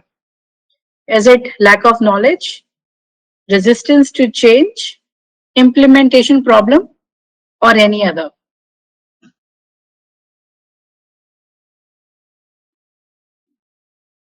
%45 people have voted. Please vote. And then we will have comments from our panelists over the responses.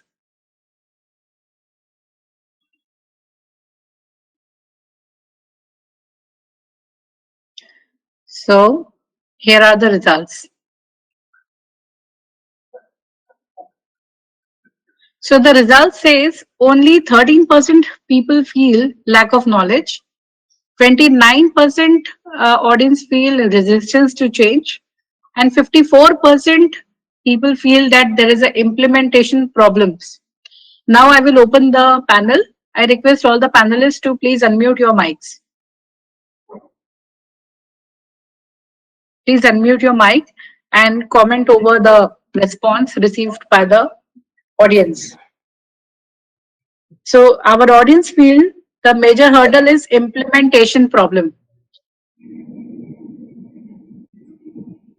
Who like to comment first? Anybody can comment.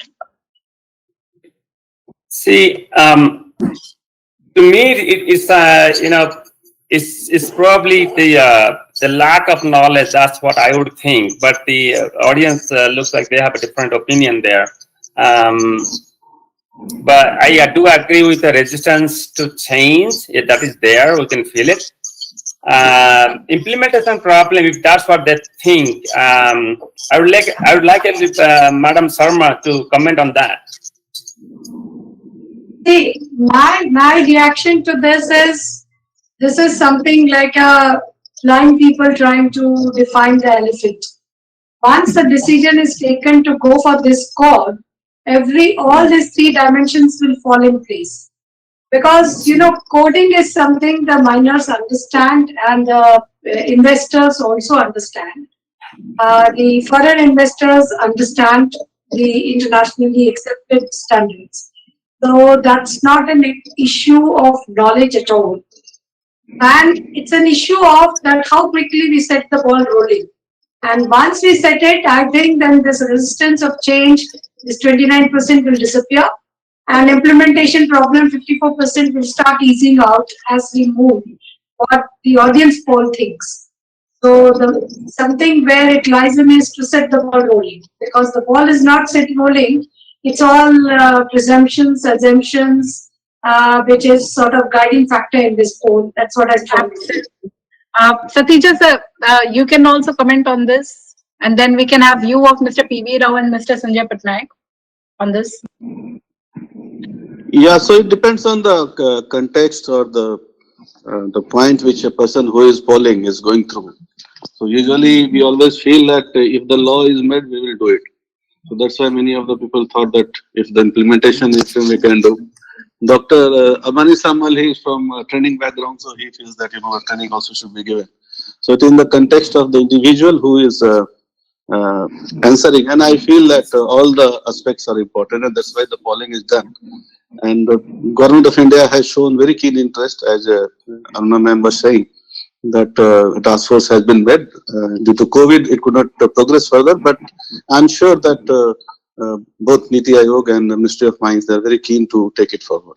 And once it is done, but then at the same time, we also should be prepared. So once it comes, it should not be a question on miners or the professional body that what's now, the law has been made, but where are you now?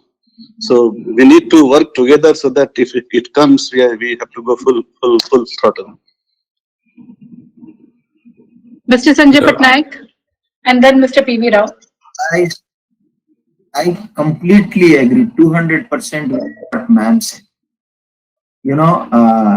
Any change, there is always a bit of an apprehension, especially in India. Any change, whether the income tax rules go online and all that, or we can talk about GST, we can talk about many things. Any change, we have a bit of an apprehension. There is absolutely no lack of knowledge. And once this is sort of rolled out, I think everything will fall in place. And the same guys, you would have feel that this is the real framework to be adopted, this is the real code to be adopted. Honestly, I thought that the audience will vote on lack of knowledge because that was my point of view. But apparently, the result says a different story altogether. So they feel the implementation and resistance to change. Mr. P.V. Rao, you have a comment? Probably that is a positive point. Lack of knowledge has not got many votes because our contribution to this particular past 5 years helped them actually to learn more about it. Coming to the point, see our experience with UNFC implementation since 2004. Though UNFC 1997 was implemented, but it started implementation in 2004 in India. I remember I was also a participant at that point of time representing Tata Steel in the first meeting. The experience of implementation of UNFC in India was not so good, not so great. In the words of IBM officials, in their presentations, they spelled out that even now, the 1997 version which is being followed after getting 2009 and 2019 versions, which we have not touched yet, they are not very successful. They feel that they are not very successful implementing it, even the old version. See, that is the feeling that exists in the industry as well as the regulator. Absolutely, absolutely. I'd like to have the same question from Mr. Neil Wells. Since this international standards has been adopted by many countries, as a past co-chairman, immediate past chairman, what sort of challenges you faced from other countries? And meanwhile, Aruna ma'am, you're free to go whenever you like. Yeah. So, Like others have commented. right then, I think I will have to make an exit because I have a meeting at 5. So very nice to share with the panelists, and I look forward to see a success of India adopting this, right? Okay, nice meeting Neil and Ken. Very nice.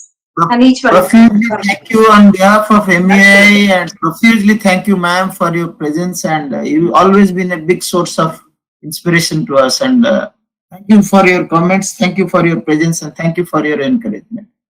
Right, thank you. Thank you. Thank you so much, ma'am.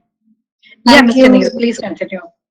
Okay, so like a number of the other panelists have commented, I'm surprised that it was the highest score was related to other problems with implementation, and a very low score on lack of knowledge. So maybe that suggests that the work of NACRI that's been going on all these years in preparation has really done what it was supposed to do, and people are aware of that. You know, if that's what the attendees genuinely think, then actually adoption and implementation shouldn't be too difficult. If people have the knowledge and have the expertise and believe that they're sufficiently able to report in line with the Indian standard, then that's certainly not going to be the impediment. I think these other resistance to implementation, maybe there's I agree with you. Yeah, I agree with you, Mr. Neil, because I believe when the knowledge has been provided, you are already halfway. And just the implementation is the challenge which comes next after providing the knowledge. We are starting our next poll. After that, I would request Pankaj sir to please conclude the session. So this question is on your screen. A uniform set of codes, standards for reporting mineral would reduce time, effort, and expenses. Do you agree? Audience, please vote. Panelists, please vote. A uniform set of codes, standards for reporting mineral would reduce time, efforts, and expense. Do you agree? Please vote.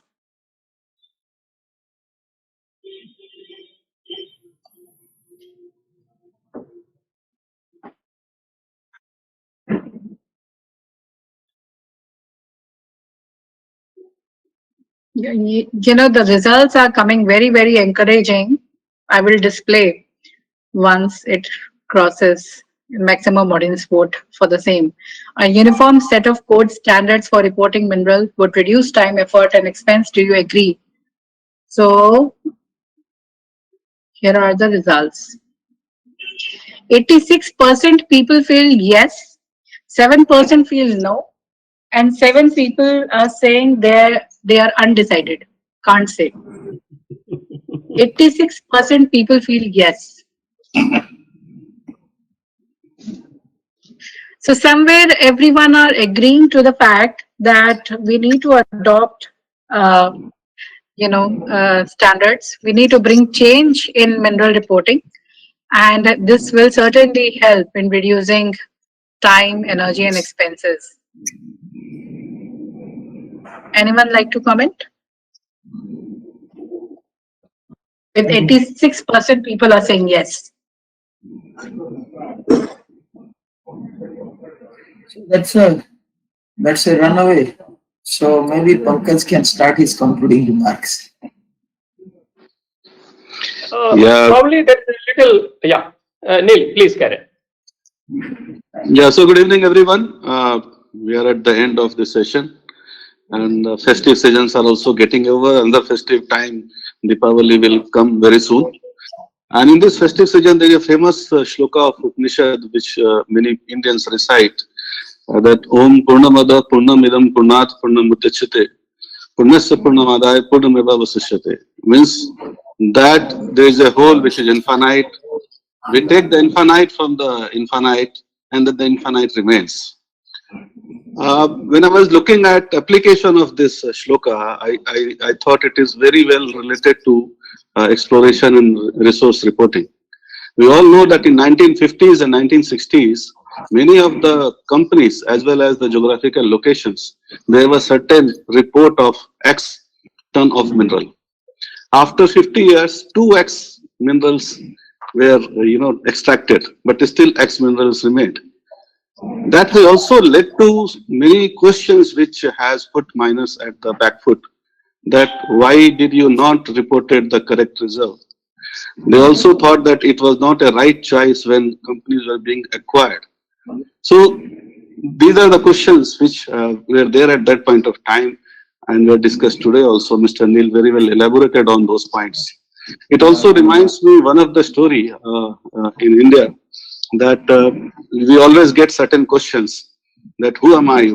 What for I have come on this earth? So this one sort of question came to one guy also, and he went to one of the saints. And the saint told that, okay, you observe what is happening inside and outside. The guy stayed for, say, 10 days and he didn't find anything appealing to him to answer his question. When he was about to leave, a new saint came and he had a discussion with the old saint. And the new saint elaborated all the aspects of different scriptures. Everyone got mesmerized.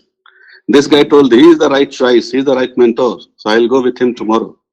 But as the discussion was going on, the old saint told the new saint that you didn't speak anything. The new saint told that I spoke all the scriptures, I elaborated everything. So the old saint told that yes, scriptures were speaking, but you were not speaking. And same thing applies to this Crisco standards also. Where is the signature of a person who is writing the report? Where is the code of ethics? Where is the competent person? Where is the accountability of the results which is coming into that? And that part is more important when we are making a public report.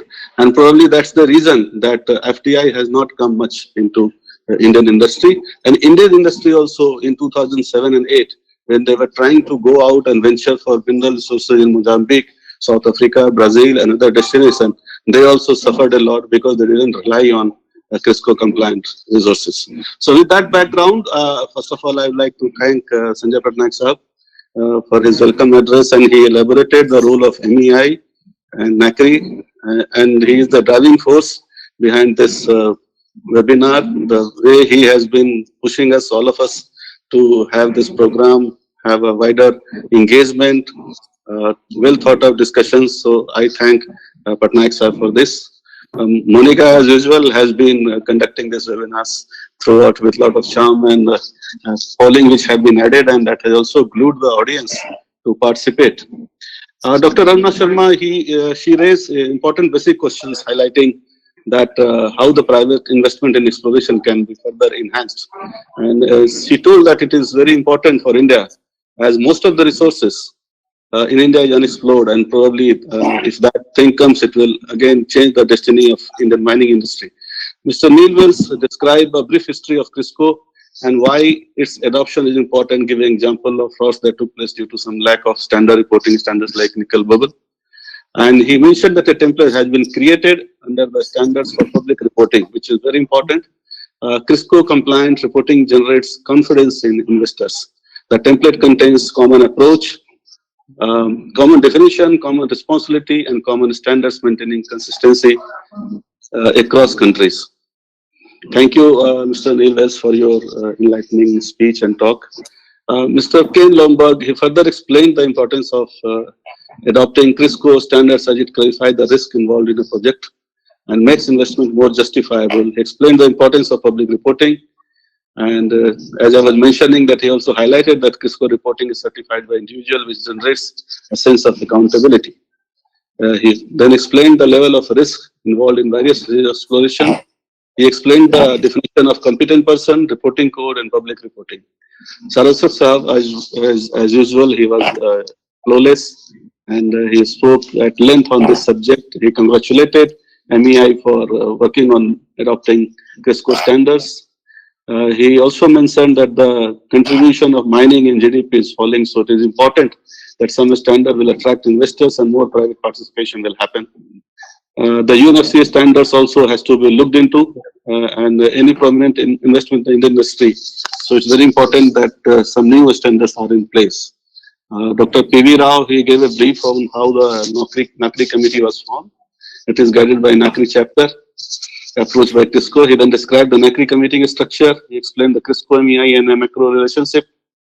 NACRI also interacts with the stakeholders to inform that if India gets into an agreement with an RO of other countries, Indian professionals can write reports for other countries, and this will be very fruitful for the Indian professionals. Dr. Abani Samuel, he also discussed about IMIC code prepared about the Mineral Industry Professional India. Its preparation consisted of 30 members comprising of 6 committees and further refining by TISCO team members. All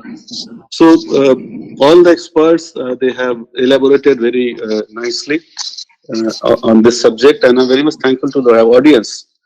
I saw great numbers on this particular topic, which has a niche in understanding, because mining as such is narrow. Then in mining, exploration is narrow. In exploration, this is standards. It requires a dedicated team of individuals who are really interested in understanding those standards, and that's why we saw a huge number of participants. On behalf of MEI, NACRI, and Metallurgic, I would like to thank bureaucrats who have been attending this program, be it Niti Aayog or Ministry of Mines.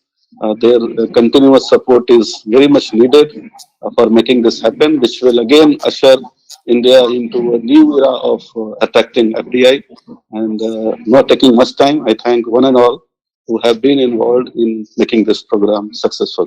Thank you. Thank you. Thank you so much, Pankaj sir, for providing a wonderful concluding remark. With this, I would like to thank our expert panelist, chief guest, for taking out time for us, and to our lovely audience. Our audience is, yes, a little upset that we could not take their questions. Maybe we can take up next time for sure. This webinar in particular was extremely important, as it was a bit different than other webinars, as we talked about Crisco role and the need for change in existing standards and need to bring changes. Audience, but for sure, I promise you that we will be doing a follow-up session soon, and we will be happy to take your questions. With this, I'd like to thank Mining Engineer Association, Mr. Sanjay Patnaik, for giving Metallurgic a chance to organize this wonderful webinar. Crisco, NACRI, as well as our sponsor, ArcelorMittal and Nippon Steel. Thank you so much. And viewers, a recorded version of this webinar is available on our YouTube channel now. You can visit to YouTube Metallurgic PMS YouTube channel, official channel, to check the recording. The presentations of the webinar will be shared with you soon. With this, I'd like to thank all our panelists. Thank you so much. Thank you so much, Mr. Sanjay Patnaik, Mr. Ken Lombard, Mr. Neil Well, Mr. Abani, Mr. Pankaj, and Dr. P.V. Rao. Thank you so much, sir. ఈ video మీకు నచ్చినట్లయితే like చేయండి, మీకు తెలిసిన వారితో share చేయండి.